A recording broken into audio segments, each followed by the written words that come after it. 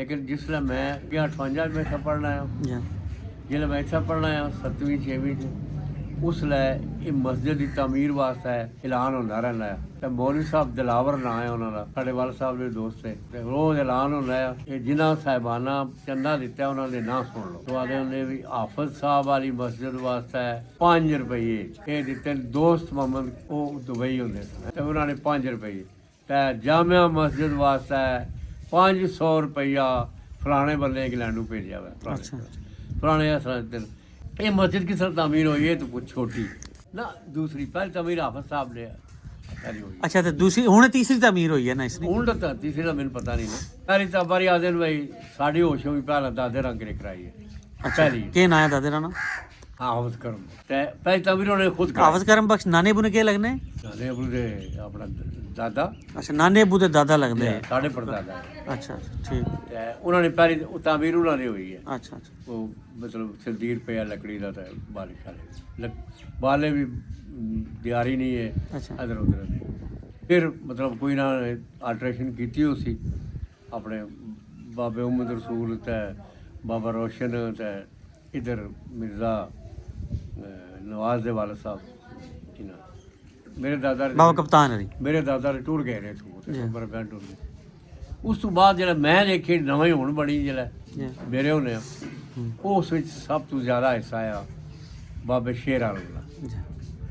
अब्बे रा दोनों ने आख्या यार मस्जिद के हालात इस तरह के पानी का सिस्टम भी है जी, उन्हें आख्या सब कुछ बन जा सी ये इजाजत लै दो मुड़का मैनू ये ना आखना कश्मीरियां आऊँ का छड़ा कश्मीर बाबा इस तरह गल्लां करदा है।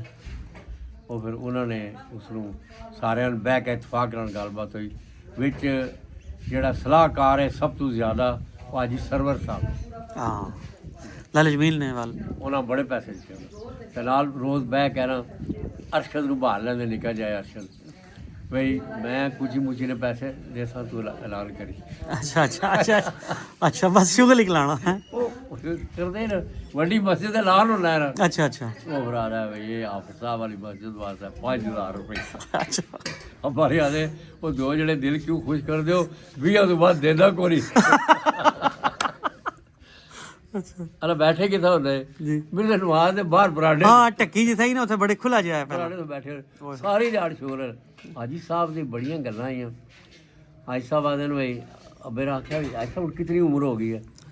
आदे तुम समझ लो गड्डी कराची पहुंच गई है। अच्छा वो ना क्या मैं उम्र पूछी है तुम गड्डी तो अरे सुना करो अच्छा वो गल्लां मतलब है मोटे वाली जबान नहीं है बोलते तो ना इत्थे नहीं बोलते ਉਹ ਅਲੱਗ ਹੀ लाहौर वाले और जी। बोल रहे आदे ने इस तरह होंदा है बंदा जिसलै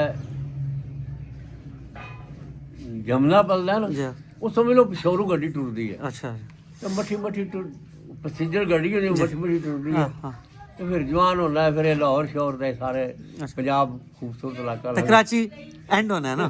कराची होने कराची पहुंच गया अगर समुंदर है ना अच्छा आदे उत्थे टैप नहीं समझ लो गड्डी कराची पहुंच गई है। हाँ ਉਹਨਾਂ ਦੀਆਂ ਗੱਲਾਂ ਬੜੀ ਇਸ ਤਰ੍ਹਾਂ ਨਹੀਂ ਹੁੰਦੀ ਕਿ ਕਦੇ ਕੋਈ ਗੱਲਬਾਤ ਆ ਕਰਵਾ ਤਾਂ ਕੋਈ ਬੰਦਾ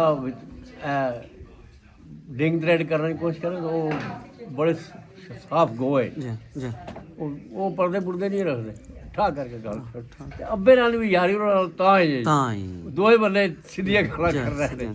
ਅੱਲਾਹ ਤਾਲਾ ਉਹਨਾਂ ਨੂੰ ਜੰਨਤ ਨਸੀਬ ਫਰਮਾਏ। ਮੁਹੰਮਦ ਆਜ਼ਮ ਹਾਂਜੀ ਬੱਕਰਾ ਲੈ ਕੇ ਆਓ ਬੜੇ ਸਾਰਾ अच्छा ਬੱਕਰਾ अच्छा ਅੱਛਾ ਕੋ अच्छा ਮੈਂ ਪੈਸੇ ਦੇ ਸਾਂ ਕੁਝ ਥੋੜੇ ਤੁਸੀਂ ਪਾ ਲਵੇ आओ गोश्त सस्ता आ जाए ਅੱਛਾ ਪਕਾਈਏ तो तुसन पता वा एक बारी लियांदा है ने बकरा ਮੈਨੂੰ ਨਹੀਂ ਪਤਾ मैं दसना ना ਮੈਂ ਤਾਂ ਦਿਹਾੜੀ ਦਾ ਹੋਣਾ ਮੈਂ ਠੇਕੇ ਠੂਕੇ ਦਾ ਟੁਰ ਜਾਣਾ ਮਜ਼ਦੂਰੀ ਵਾਲਾ ਹਿਸਾਬ ਹੀ ਹੈ।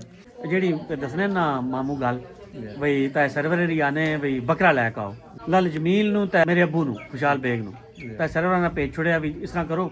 ਅਫਸਰ ਬੇਗ ਵੀ ਆਏ ਹੈ, ਅਨਾਇਤ ਰਸੂਲ ਵੀ ਆਏ ਹੈ, ਖੁਸ਼ਹਾਲ ਬੇਗ ਵੀ ਆਏ ਹੈ, ਮੁਹੰਮਦ ਅਕਰਮ ਵੀ ਤੇ ਮੈਂ ਵੀ ਇੱਥੇ ਹਾਂ ਤੇ ਸਾਰੇ ਪੈਸੇ ਪਾਣੇ ਆ ਤੇ ਮੰਡੀ ਟੁਰ ਜਾਓ। ਮੰਡੀ ਜਾ ਕੇ ਤੇ ਬੱਕਰਾ ਲੈ ਕੇ ਆਓ। ਉਹ ਜਨਾਬ ਲਾਲ ਜਮੀਲ ਤੇ ਅੱਬੂ ਰੀ ਟੁਰ ਗਏ ਬੱਕਰਾ ਲੈਣ। ਅੱਗੇ ਪਹੁੰਚੇ ਤੇ ਅੱਗੇ ਬਫਰੋਜ਼ ਹਰੀ ਬੱਕਰਾ ਲੈ ਕੇ ਉੱਥੇ ਖਲੋਤੇ। ਅੱਛਾ ਫਲੋੜੀ ਯਾਰ ਜੀ ਹਾਂ ਬਫਰੋਜ਼ ਹਰੀ ਉਹਨਾਂ ਦਾ ਕੰਮ ਹੀ ਹੈ। ਉਹ ਜਨਾਬ ਗਏ ਉੱਥੇ ਤੇ ਅੱਬੂ ਨੇ ਅਸੀਂ ਜਦੋਂ ਦੱਸਿਆ ਉਹਨਾਂ ਆਖਿਆ ਜੀ ਇਹ ਬੱਕਰਾ ਮੇਰੇ ਕੋਲ ਇਹ ਕਿਨੋਂ ਨਾ ਅੱਬੂ ਨੇ ਅਸੀਂ ਆਖਿਆ ਬਾਬਾ ਜੀ ਇਹ ਬੱਕਰਾ ਹੋਲਾ ਹੈ ਅਸਾਂ ਜਿਹੜਾ ਨਹੀਂ ਪੂਰਾ ਹੋਣਾ ਮੈਂ ਇੱਥੇ ਆ ਨਾ ਲਵੋ ਸੀ ਬੱਕਰਾ ਕਰਕੇ ਤੁਸੀਂ ਪਹੁੰਚੋ ਤਾਂ ਮੈਂ ਬੱਕਰਾ ਲੈ ਕੇ ਆ ਜਾਣਾ। ਅੱਬੂ ਨੇ ਅਸੀਂ ਮੈਂ ਤਾਂ ਜਮੀਲ ਆ ਗਿਆ ਮਗਰੂ ਬਾਹਰ ਹੀ ਆ ਗਏ ਬੱਕਰਾ ਲੈ ਕੇ ਇਹ ਲੋ ਬੱਕਰਾ ਕੋ ਅਸੀਂ ਕੋਣ ਤੋਂ ਪਹਿਲਾਂ ਆਖਿਆ ਬਾਜੀ ਇਹ ਬੱਕਰਾ ਨਹੀਂ ਸਰ ਪੂਰਾ ਹੋਣਾ, ਇਹ ਕੱਟ ਹੋ ਸੀ ਥੋੜਾ ਹੈ। ਉਹ ਛੁਰੀ ਤੇ ਫੇਰ ਹੋਣਾ ਬਾਹਰ ਹਨ ਪੈਸੇ ਦਿੱਤੇ Yeah. ਬਾਹਰ ਹੀ ਪੈਸੇ ਲੈ ਕੇ ਬਾਹਰ ਟੁਰ ਗਏ Yeah. ਬਾਅਦ ਚ ਬੱਕਰਾ ਜਿਹੜਾ ਕੋਈ ਹੋਣਾ ਤਾਂ ਉਸ ਵੇਲੇ ਕੋਈ ਗੋਸ਼ਤ ਆਇਆ ਕੋਈ 5 ਰੁਪਏ ਕਿਲੋ Yeah. ਮਟਨ ਨਾ ਉਹਨੇ 15 ਰੁਪਏ ਕਿਲੋ ਦੇ ਹਿਸਾਬ ਨਾਲ ਲਾਏ ਪੈਸੇ ਫਿਰ ਇਹ ਪ੍ਰੋਜੈਕਟ ਕਲੋਜ਼ ਹੋ ਗਿਆ